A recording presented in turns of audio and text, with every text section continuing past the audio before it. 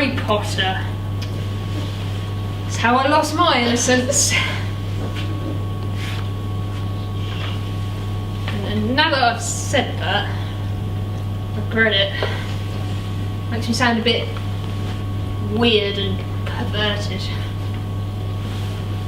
No, I've never, nor would I ever fantasise or masturbate over Harry Potter or any other children's fictional icon. Let me explain. When I was a kid, my mum and my dad used to sit me and my sister down in our living room and we'd all read Harry Potter together. Perhaps quite a few people did the same thing. Well, we did this with the earlier books anyway. I can't remember when we stopped reading them all together. But I know for a fact, I read The Goblet of Fire on my own. Which is kind of a shame, because my mum, she did the best voices. They were the best things about those magical family moments. Her Hagrid had just the right amount of gruffness, with a touch of vulnerability. I digress. Anyway, do you remember being the sort of age where just anything that even hinted at magic, it was the best thing in the world?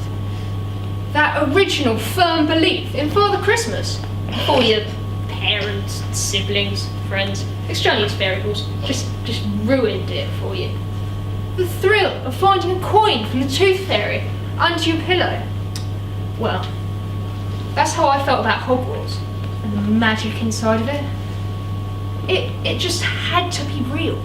You know, I convinced myself of it. And it was kind of only, well, these feelings were sort of heightened, I suppose. When my parents, they decided to buy the audio tapes, and I'd go to sleep every night listening to the sound of Stephen Fry's voice. And those 4 words Hagrid would say that I just longed to hear for myself. You're a wizard, Harry.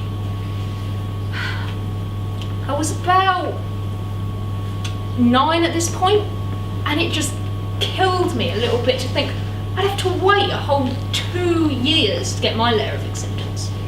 I mean, I imagined it, arriving on the doormat, my name written on it in green ink, walking down Diagon Alley, buying my first wand.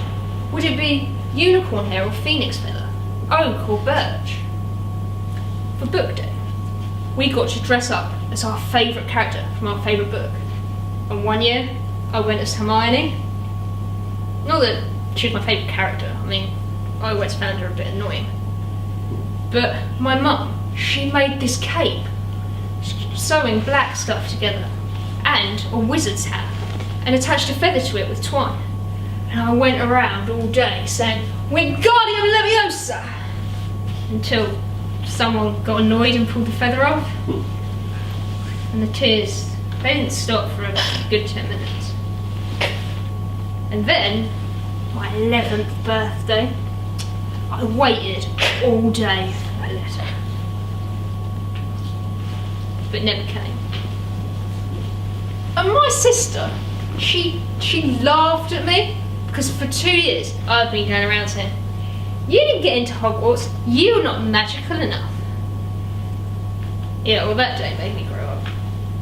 It was worse than finding out that Santa or the Tooth Fairy weren't real. It was upsetting.